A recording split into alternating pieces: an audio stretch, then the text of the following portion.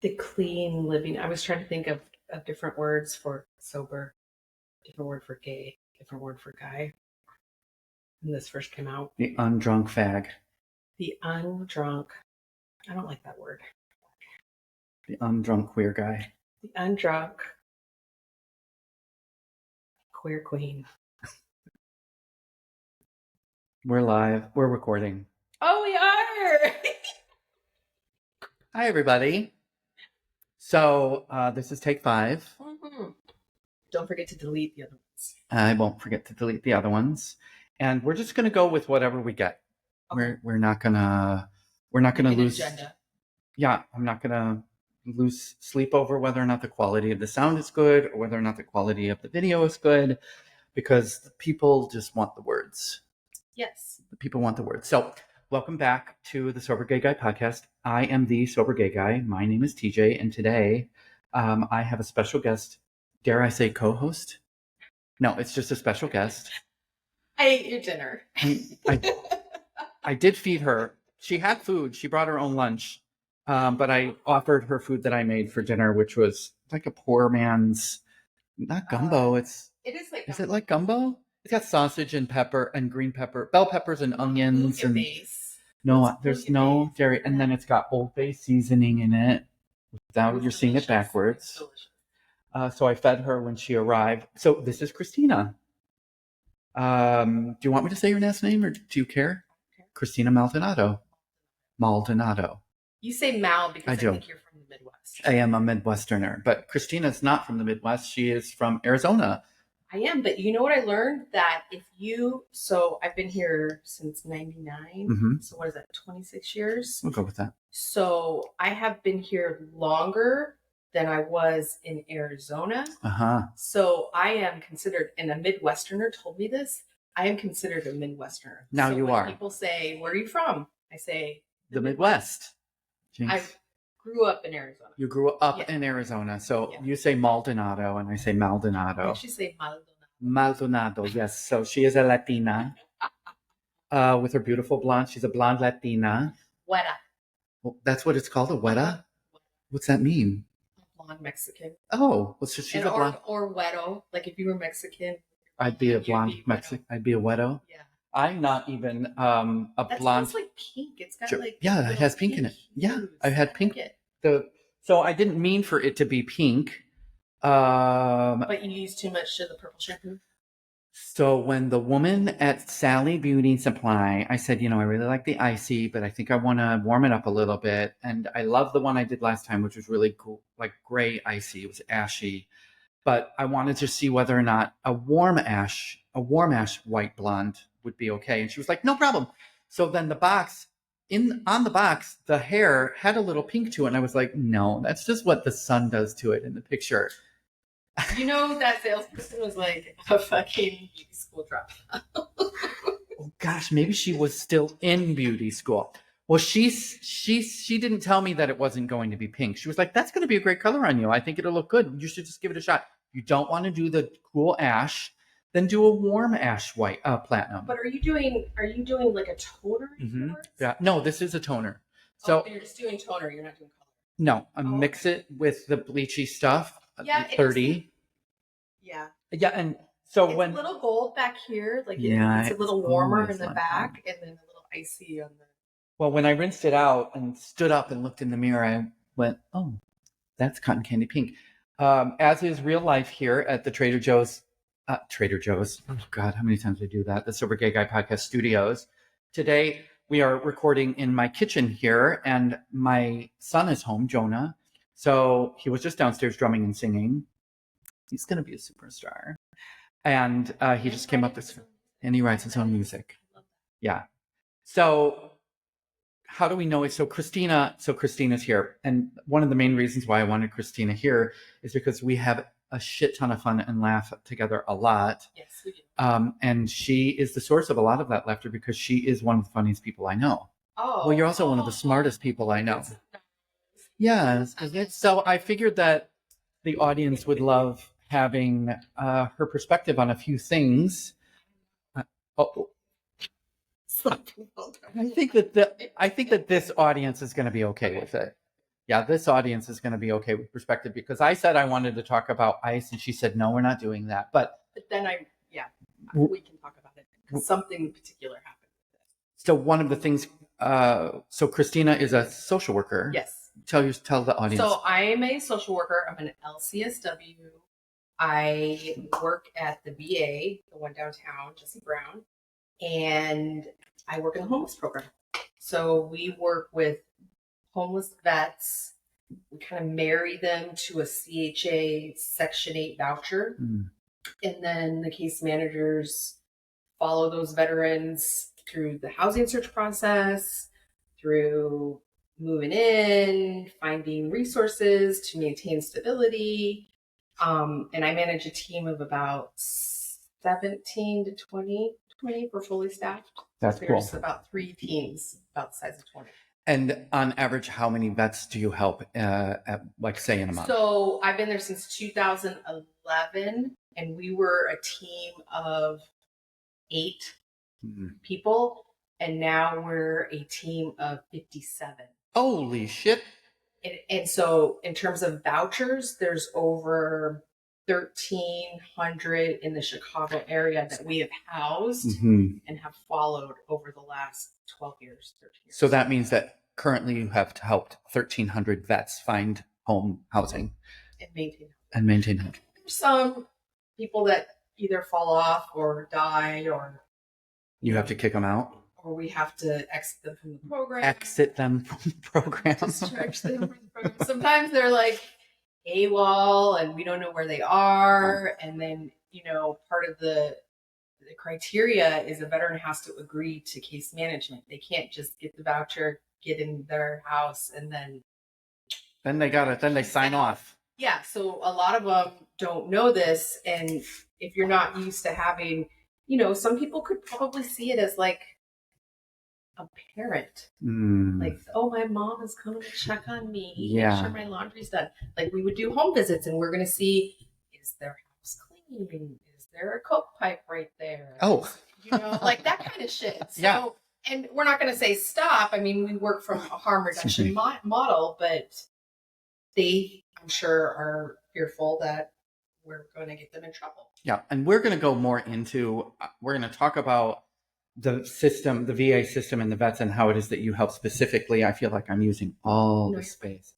And how you help them into and out of the system if that's how it applies. But there's also a few other things we're going to talk about. We're going to talk about ICE and its presence in the city and how it's affecting the VA. I also want to talk about, well, you brought this up a week ago, 2 weeks ago, our boys. We both have teenagers. You have a preteen and we both have teenagers. So Christina has 2 boys. And Christina is also, I reference Christina and an awful lot through what I'm going through with my personal life with divorce and separation with my husband, because Christina has also gone through that. So we're going to probably touch on that just a little bit, but not too much. And then whatever else falls into place, right? So because I really do, obviously the Sober Gay Guy, at the end of the day, what I'm here to do is I'm here to help and give people information and, what it is how we can help them through. And not that you're a resource for it, but you're a smart person for it to talk to about the vets and the housing and VA and stuff like that, because there's a lot of mental health stuff, that comes along with it. In terms of present day with McTaco tits in the house, to steal from our other favorite podcast. Oh, yes, you could say it. McTaco tits. That the name has spread. It has gone nationwide. You hear that, and they coined that term. What's their? I can't remember who they are. Those 2 women. Jennifer. Yeah, I know. Oh, that's it. I've had a podcast. Yeah. No, but that's the name of the podcast. Yeah. They do. Anyways, ever since he took over, it's been a shit show at the VA. Everyone knows they took away the DEI programs. They started making you check in. I mean, the RIF, the reduction in force. But in terms of the vets, now they don't want to work from harm reduction model. So in terms of people that are in recovery, it's like they want to go back to old school. You are you got to quit and that's it. Yeah. You got to go to AA. That's it. You can't ever have accidents. They don't want any more help other than that. So harm reduction means what? Harm reduction is I go into my veteran's house and I see that they've been drinking and using, and I'm going to meet them where they are instead of you relapsed, we got to take you back in. You're done. There's like a consequence for that. That's not harm reduction. Harm reduction is, you don't turn a blind eye, you address it, but in ways that is going to continue to build, hopefully, a relationship of trust between you and the veteran. That seems like a wonderful process. I know. Gosh. And lots of evidence-based research has been done to show that this is more effective than you just gotta quit. So, President McTaco Tits,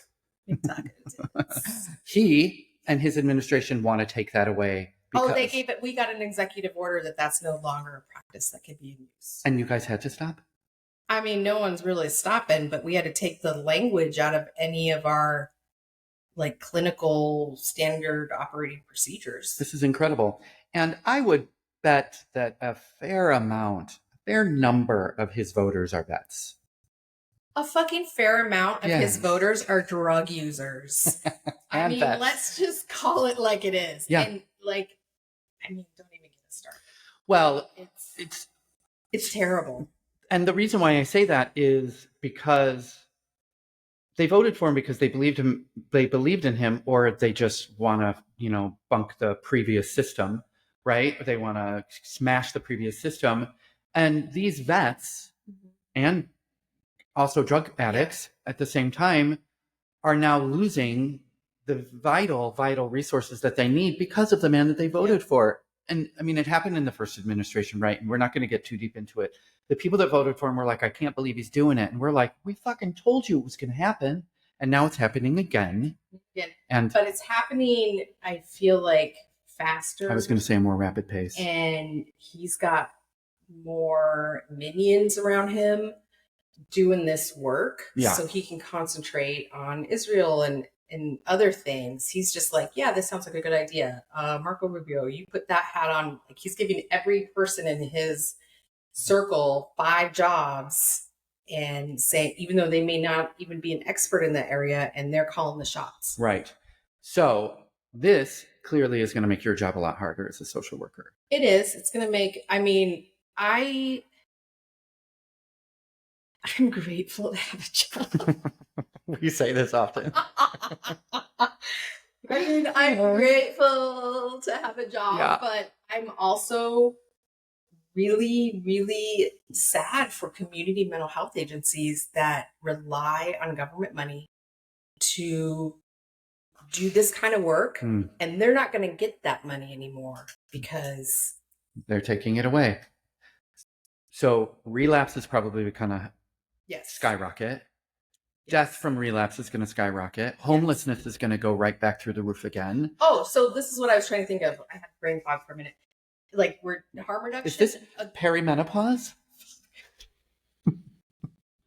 That's a different day, folks. That's a different day interview. I was thinking of, so when we do a homeless count every year, and it's usually on the coldest night of the year in January.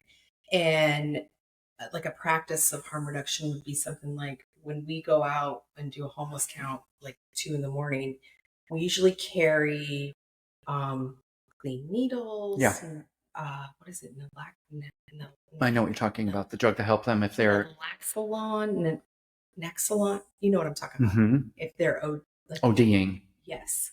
So that is a harm reduction practice. Those are being taken away. We're not going to get support in continuing that kind of practice. So you're not going to get help with the needles. You're not going to help with that medication anymore. That all goes away. Right. So more people, more vets, and it's already a fucked up system already. Right. More vets are going to suffer. Yeah. It's ridiculous. But the vets are the ones that voted for Well, yeah, I know. Which is the slap in the face. When you became a social worker, did you know that this is what you wanted to do? Why did you want to be a social worker then? When I first moved here and I didn't have a job, and I was working as a waitress at the Grand Lux. I bet you were the best waitress ever. I was terrible. Oh, well. I hated people. And so I volunteered for a camp through an agency that I think no longer exists called AIDS Pastoral Care Network. Mm. And they worked with people with HIV/AIDS. And it was a camp for children with HIV/AIDS. And I ended up volunteering for several years consecutively and then got hired on as one of their camp directors or something. Mm-hmm, mm-hmm. And then somebody, when we would recruit volunteers, a lot of them were social workers or in social work school trying to get, volunteer hours or whatever. And I was like, oh, you get paid to do this? This is like a volunteer gig for me. Mm-hmm. And then I was like, okay, I'm just going to go get a job with it. I'm going to go to school. So I went into graduate school right away. And then I took the first fucking job I could take. And it was at the VA? No. Oh. It was at Thresholds. You've said this to me before. And it was with the mobile assessment unit. Yes. It was with homeless. So it was homeless. So we were a mobile assessment unit. And that was my favorite job. Like you do cold outreach. Anytime I'm with the boys and we're going into the city and you can see the skyline and you can see all those old silos that are all graffitied. They're beautiful. We used to go in there to find the homeless. We would know of homeless people in there to see if they're doing okay. Wow. And we would find, we used to go under Whacker. This is when they used to let them stay under Whacker. Yeah. And we'd go underneath there, give them things, check in. We had people that we would go outreach. And then I remember in my interview, the guy that was his name was Dave Zagorski, and they're interviewing me, and he wrote on a sticky note, 28.5. He's like, this is the starting salary. And this was in 19... He's like, I didn't do this, but this is all we can give you. And I was like, fucking take it. Mine. I need the job. No job right now. And I took it. I never thought in a million years I'd work at the VA. This many years later. But it's still homeless and continuing. Yeah. Right. Yeah. And But no, I don't like social work per se. But I don't like people really. But you like helping them. And I don't want to sound burned out. Yeah. We joke about it a lot. I bet you are. I don't fucking like people. I like my people. And yes, I will help a person in need, and I can empathize with people with mental illness and stuff, but man, people suck. A lot of people do. I mean, I work in the public. I work with the public too. I work very hands-on with the public, obviously, at Trader Joe's and the grocery store, and people are hard. People are rough. Yeah. I love this bracelet. Is this the one that you had on the other day? It is. It's the same. Yeah. Oh my God, that's so cute. I know, but it's kind of the link is getting. I hate that. So speaking of you liking your people, one of the I wanted to talk about. So Christina has walked she's walked the line with me through my sobriety and through my sober journey. We were really tight. Well, we're still really tight, but during COVID, we had a pod. We were very, very tight. And very, very drunk. And also very, very drunk. And there may or may not have been other things going on. But we were very, very tight. And in July, right when it really started to get crazy, that's when I had to quit drinking. Yeah. And one of the most beautiful experiences in my life, it will remain as one of the most memorable and most beautiful experiences in my life, are the people closest to me, you being one of them. Oh. The people closest to me never said, oh gosh, don't you just want to have fun? Oh gosh, are you going to quit drinking? Oh gosh, you're not going to be as fun now that you're not drinking. Yeah. Oh my goodness, this.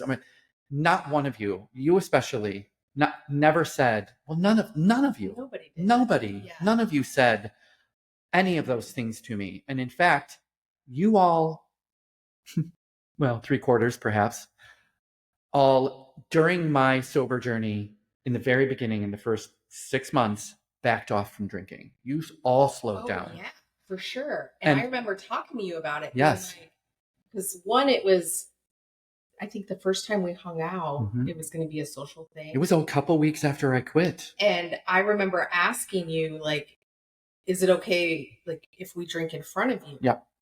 And then feeling like, well, I don't really want to drink. Yeah. Yeah. Yeah. No, and I get it. Like,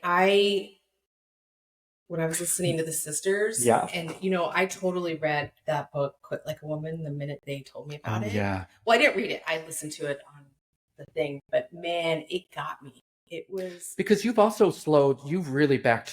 away from drinking an awful lot. I mean, and just listening to that this last month, I mean, I honestly can't remember the last drink I had. Not that I'm really trying, but Rudy and I hang out multiple times a week, and he's not a heavy drinker, but he's a regular drinker. Yeah. And you don't feel pressured to do it. I don't feel pressured to do it. And I remember the first couple times he's like, "You're not going to drink?" And I'm like, "Nah, I want to sleep tonight." And wake up feeling good. I mean, first it was like with this new hormone replacement therapy that I love, it would fuck with that. Like, I had a glass of wine with my progesterone, and that cocktail didn't take. Mm-hmm. Like, I was waking up and I'm like, oh, no. I didn't go through all that I went through to get to this really good place of hormone replacement therapy to fuck it up. By having a cocktail. By having a drink that I don't need. I mean, I used to say, I love drinking my calories. And now I'm like, I want to eat my calories. Yeah, right. And so it's not easy for anybody who's still actively drinking to understand, excuse me, how you do feel more clear. I'm just going to scoot back a little bit. Do it.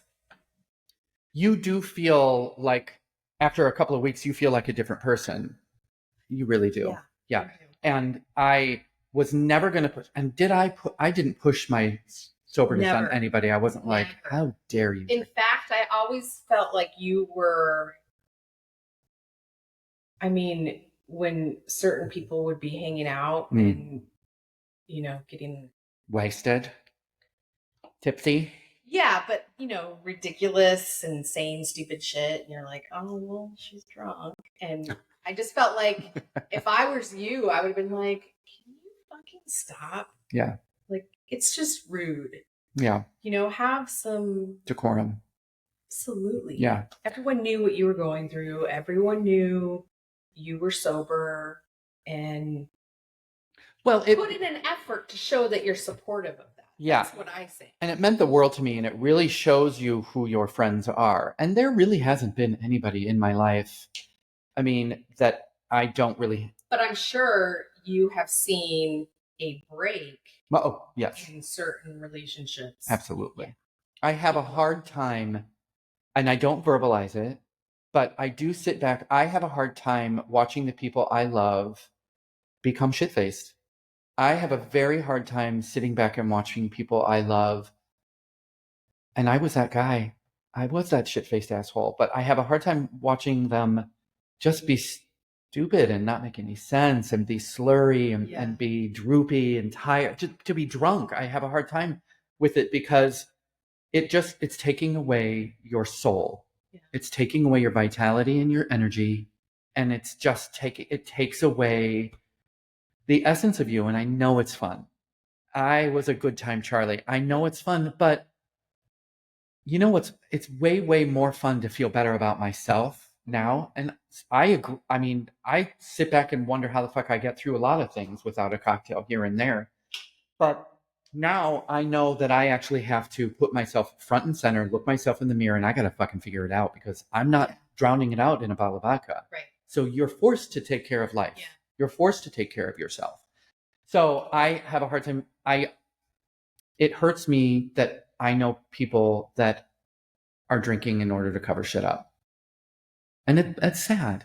It is. And then you get into the whole, like, is it, I mean, people can be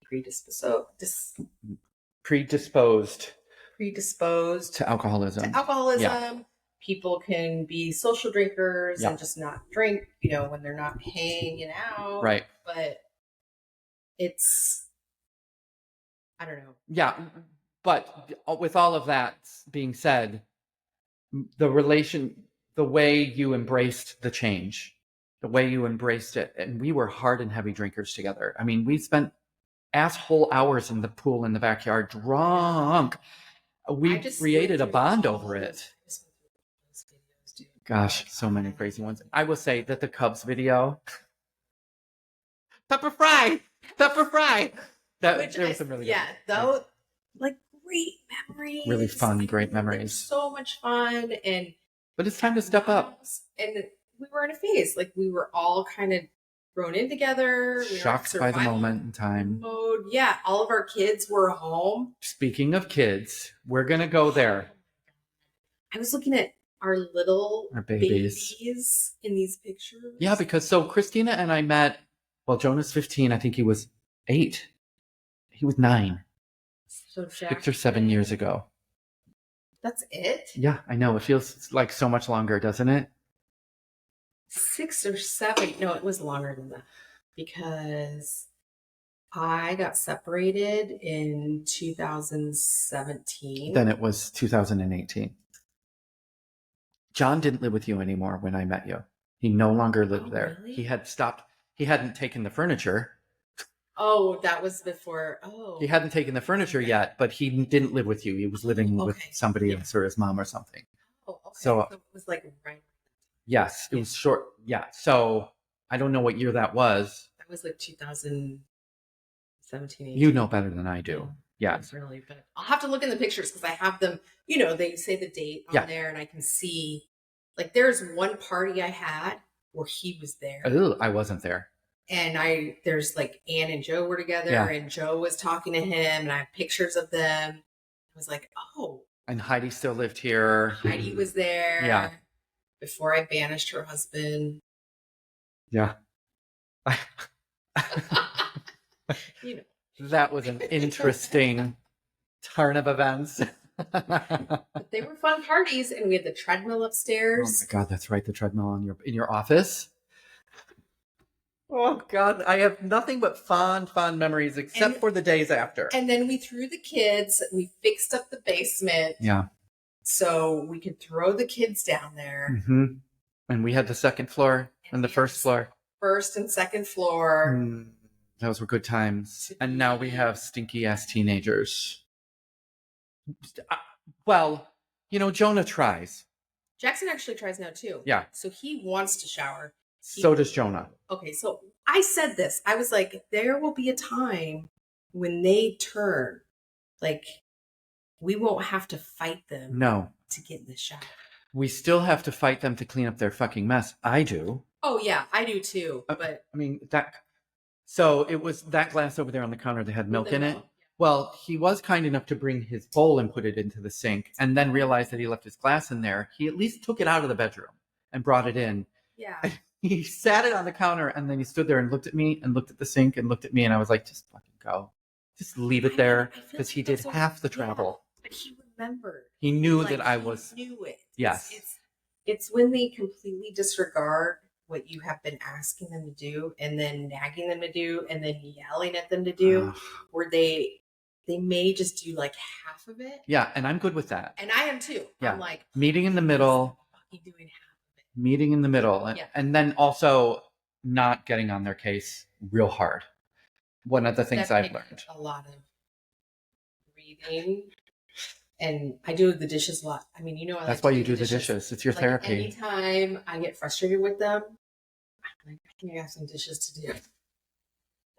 One of my I love it. Yeah, and one of my drunk thing that I did when I was drunk, and even when I quit drinking, was I'd be over at Christina's and we'd have people over, and then I'd do the dishes, and I remember very clearly she was like, "That's mine." Yeah. Not that I want to help. No. That's my therapy. Leave the fucking dishes. I know. I've kicked so many people like out of the sink area. Yeah. please just leave those for me. I'm going to need that later. You need that. And Jonah actually emptied the dishwasher today, Oh. which was really sweet. And he put it all away. He didn't empty it and stack it on the counter. He knows where the dishes go. There's some random things here and there, but he put in the effort. Fucking Jackson and Levi, if you said it, they're like, can you get me a water? Oh God, well that And happens. I'm like, get it yourself. can you go get it? I'm doing 50 things. And they'll turn and they'll go in there and they'll go, where are the glasses? Oh, for Christ's sake. You've lived in this house your whole life. Don't be an idiot. Well, there are moments where I still make his breakfast for him. And I make their and he's breakfast still, completely capable of doing all of those things. But it's part of parenting, right, is to make them feel important and special and loved. So I made breakfast for them this morning. Yeah. They went to their dad's this afternoon after school. And I think about this all the time because I'm like, they can make their breakfast. Yep. And then I thought one day they're not going to be here. I know. And I'm going to miss doing this. Right. So Levi's been sick for like the last week and a half. Poor kid.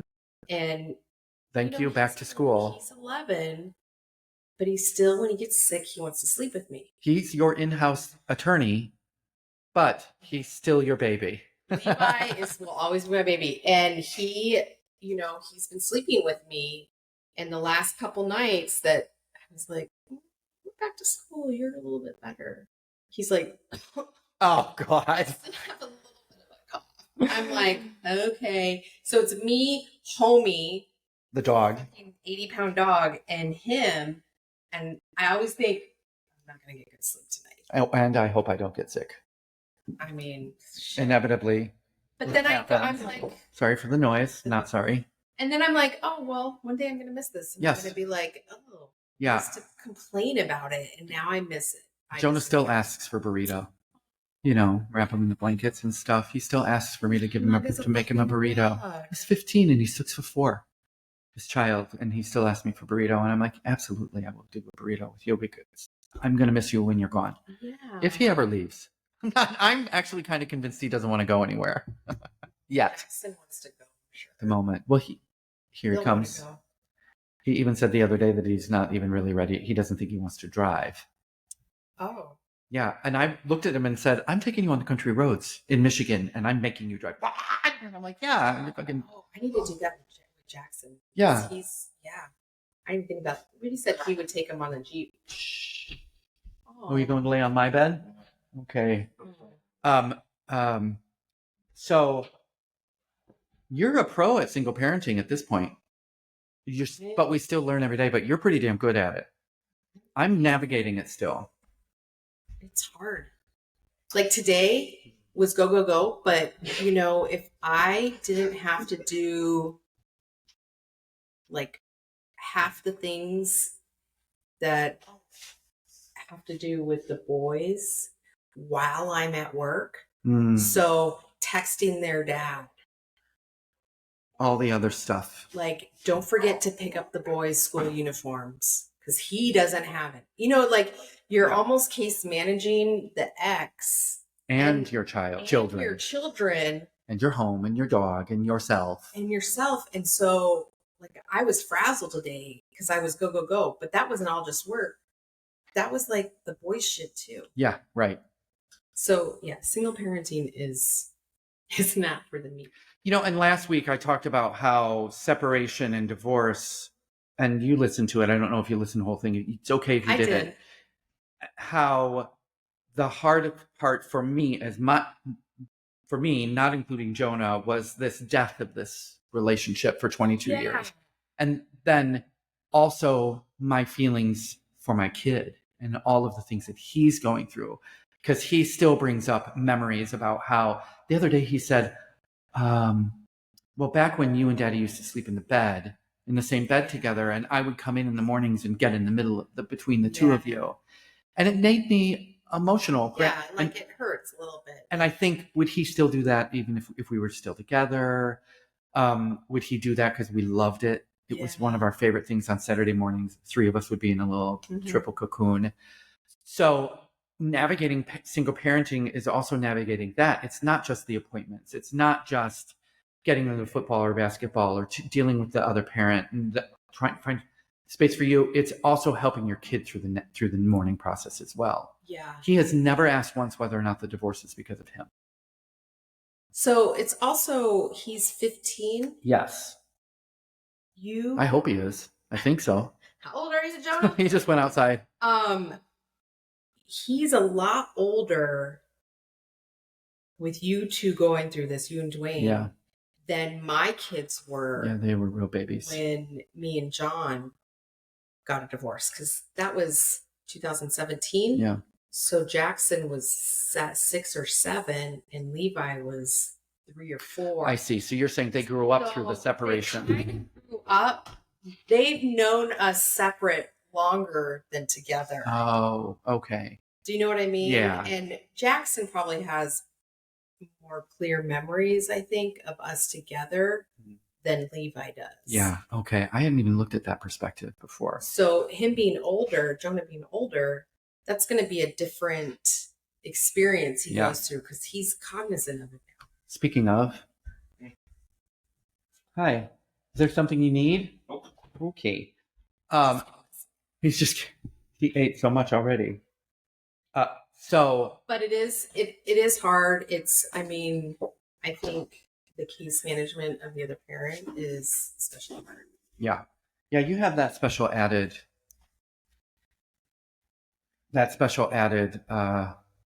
Idiot X. Let's just call it what it is. I don't. Idiot X. Yeah, mine's not an idiot. Yeah. He's just in a different state. I feel like you guys agreed to get divorced together. Like when I was listening to yours,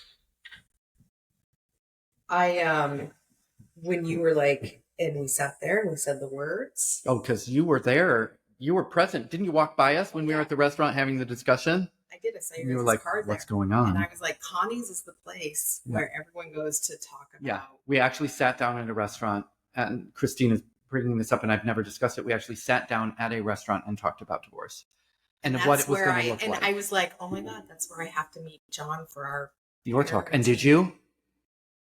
I mean, we do meet there occasionally when he shows up. But I was thinking about when you both said the words. Yes. John never said the word. He didn't want to get a divorce. So I think that that's different too. Yeah. Jonah's coming from 2 parents that are doing this amicably, for lack of a better term. But you guys are both in agreement about going your separate ways. That it needs to happen. And knowing that he needs to be the priority. My situation, he did not agree with it. He came in the day and stole their beds. I have to laugh about it, or I'll be pissed and put your hand through a wall. I almost said finger through it. Put your finger through a wall. God damn it! That would be very painful. And then Scatchel was our bodyguard. Did we tell you that? Yes, I knew this story. I've known this story. One of our other friends, who's also a single parent. Yes. But she wins the prize for the Idiot X. I would have to say she does. You can't. We can't even talk. I couldn't even think of something. Without her permission to talk about it, we won't. But she sure does. When you interview her, she can share. I hope she can sit down and talk with us all she wants to about what she's going through with that. Jonah's down there singing again. Isn't that funny? Yeah, I know. He's so cute. Oftentimes he records himself in video and sends it to family. His own songs, his own made up songs in video and drums. So even on guitar, and he sends it to family. So he's a good kid. I'm sure he's damaged, very damaged. I mean, we all are. Aren't we though? And we're great now. We're fine now. So except for the twitches and the night sweats. Oh my God. We're okay. You know what I was thinking about the night you came over, you and I think it was Ann, and we watched the Mommy Dearest movie? Isn't it called Mommy Dearest, darling? No, we watched the remake about Joan. It was called I don't know. Why don't I have this? We watched it up in my bedroom. Oh. Now I know why I don't remember. You two assholes were in the bed adjusting your Craftmatic adjustable bed, and I was on the floor. Isn't that moment? No, you Oh. were sitting in the chair. We watched the movie upstairs because it was the better TV. Yes, you're right. What the hell was that? And I fell off the bed. Yes, and you hurt yourself. Yes, and we weren't drinking or anything. It was like a let's hang out with TJ and watch a movie tonight. And you busted out Kesha. Timber. Oh my God, it makes my nipples tickle thinking about it. Oh my God.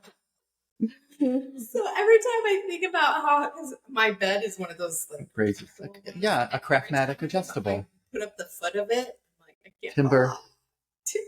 I mean, you seriously hurt yourself too, didn't you? You like pulled a muscle or pulled a knee.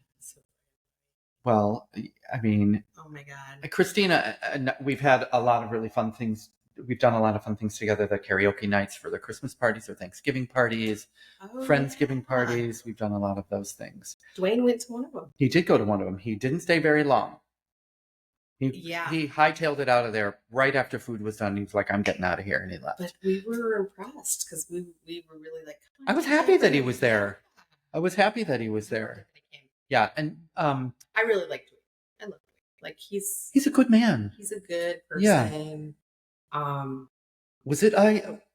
Were we having the discussion about how it's okay? Who was it? It's okay for your kids to know that your ex is a great dad. Yeah. Was that us? Probably. Yeah. Your ex can be a great parent, but doesn't have to be a great husband or partner. Yeah.